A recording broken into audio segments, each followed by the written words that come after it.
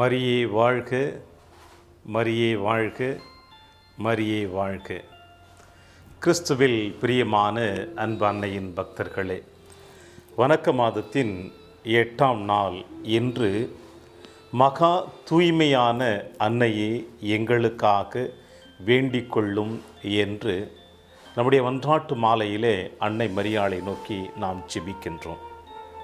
மகா தூய்மையுள்ள அன்னையே என்று சொல்லுகின்ற பொழுது ஏன் இப்படிப்பட்ட ஒரு தனிச்சிறப்பு அன்னை மரியாளுக்கு நாம் கொடுக்கிறோம் என்று பார்த்தோம் என்றால், அன்னை மரியாள் எப்பொழுதுமே கண்ணிமை குன்றாமல் தூய்மை உள்ளவளாக உடலளவிலும் மனதளவிலும் இருக்கிறார். எனவே அன்னை மரியாளை மகா தூய்மையுடைய அன்னையே என்று நாம் அழைக்கின்றோம். இதற்கு வேதத்தில் நாம் பார்க்கின்ற பொழுது ஆதியிலே நாம் வாசிக்க கேட்கின்றோம். தந்தை கடவுள் ஆதாம் ஏவாளை படைக்கின்றார்.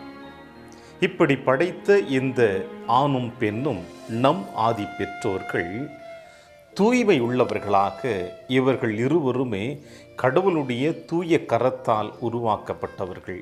எனவே ஏவாள் ஆதாம் இருவருமே உடலளவிலும் மனதளவிலும் தூய்மை உள்ளவர்களாக இருந்தார்கள். கற்பு நிறைந்தவளாக இருந்தாள் ஏவாள். உள்ளத்தளவிலும் உடலளவிலும் தூய்மையாக இருந்த இந்த ஏவாள் எப்பொழுது இறைவனுடைய வார்த்தையை நம்பாமல் அலங்கரிக்கப்பட்ட சாத்தானுடைய வார்த்தைக்கு தன்னை ஈடுபடுத்தி கொண்டாலோ அக்கணமே இந்த ஏவாள் தூய்மையற்றவளாக தன்னுடைய உள்ளத்தையும் உடலையும் மாசுடையவளாக உருவாக்கி கொண்டாள். இவள் தன்னைத்தான் மாசுடையவளாக உருவாக்கி கொள்ளவில்லை. தன் வழியாக இந்த மண்ணுலகில் இனி பிறக்கின்ற எல்லோருமே மாசுள்ளவர்களாக குறையுள்ளவர்களாக பிறக்கக்கூடிய அவல நிலைக்கு தள்ளப்பட்டு விட்டார்கள். ஆதி பெற்றோர் முதல் தாய் இப்படி இந்த ஒட்டுமொத்த சமுதாயத்தையே குற்றமுள்ளவளாக ஜென்ம பாவத்தோடு பிறக்கக்கூடிய நிலைமைக்கு அவல நிலைமைக்கு தள்ளிவிட்டாள். ஆனால் அன்னை மரியாள் இந்த மண்ணுலகில் இறைவனால் தேர்ந்தெடுக்கப்பட்டு ஜென்ம பாவம் இல்லாமல் இந்த மண்ணுலகில் அவள் பிறக்கின்ற பொழுது எந்த அளவிற்கு தந்தை கடவுள் அவளிடம் அந்த தூய்மையை கொடுத்தாரோ, உடல் அளவிலும் மனதளவிலும் அந்த தூய்மையை கொடுத்தாரோ, அந்த தூய்மையை அன்னை மரியாள் முழுவதுமாக பாதுகாக்க ஆரம்பித்தாள்.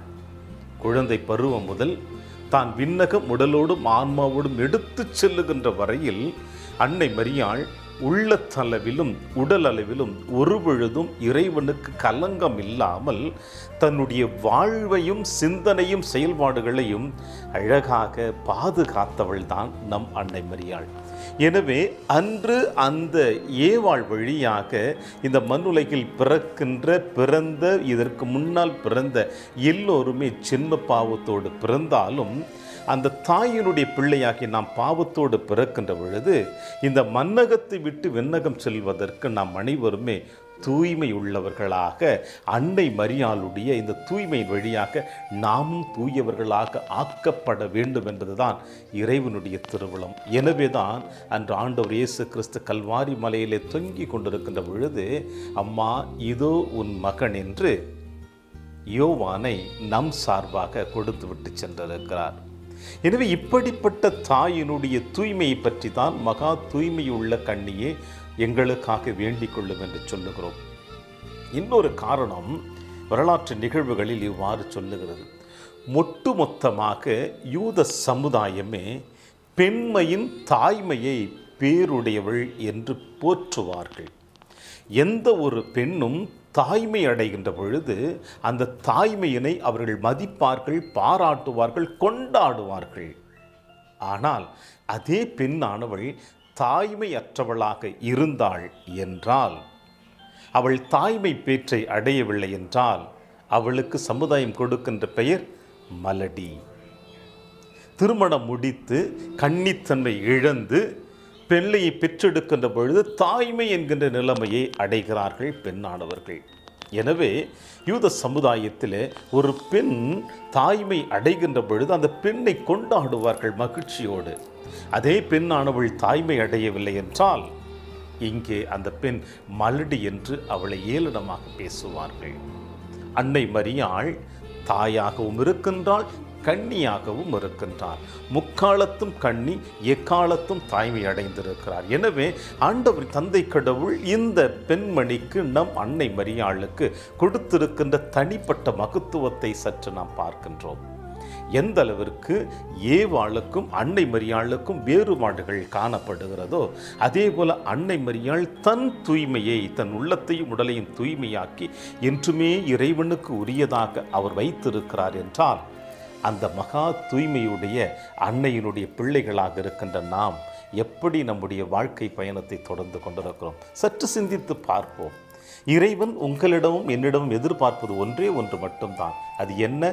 நாம் அனைவருமே உள்ளத்தளவிலும் உடல் அளவிலும் தூய்மை உள்ளவர்களாக இருக்க வேண்டும் என்று. எனவே ஆண்டவருடைய விருப்பத்தை நிறைவேற்றும் வண்ணமாக நாம் எப்பொழுதுமே இந்த தாயினுடைய பிள்ளைகளாக வாழுகின்ற வரத்திற்காகவும், தூய்மையுள்ள இந்த கன்னி மரியாளோடு நாமும் தூய்மையுள்ளவர்களாக என்றுமே வாழக்கூடிய வரத்திற்காக நாம் அந்த அன்னையினுடைய கரத்தில் அர்ப்பணிக்கின்ற பொழுது, மகா தூய்மையுடைய அன்னையே எங்களுக்காக வேண்டிக் கொள்ளும் என்று அந்த தாயிடம் ஜெபிப்போம். நிச்சயமாக அந்த தாயானவள் தன் மகனிடமும் நம் தந்தை கடவுளிடம் பரிந்து பேசி நம் அனைவரையும் எந்த சூழ்நிலைகளிலும் நாம் மாசுபடாதவர்களாக, குறை உள்ளவர்களாக வழிவகுக்க மாட்டாள் அன்னை மரியாள். மாறாக மாசற்றவர்களாக, குறைவற்றவர்களாக, என்றுமே அவளுக்கு உரியவர்களாக, இறைவனுக்கு உரியவர்களாகவும் நம்மையும் வழி நடத்துவார். ஏனென்றால் தன்னிடம் ஒப்படைக்கப்பட்டிருக்கின்ற சுதனாகிய நம் ஆண்டவர் இயேசு கிறிஸ்துவே அன்னை மரியாள் வழி நடத்தினாள் என்றால் நாம் எம்மாத்திரம்? நிச்சயமாக நம்மை கடிந்து கொள்ள மாட்டாள், ஆனால் நம்மை வழி நடத்துவாள். அந்த வரத்திற்காக, அந்த தாயினுடைய பரிந்துரைக்காக ஜெபிப்போம். மரியே வாழ்க, மரியே வாழ்க, மரியே வாழ்க.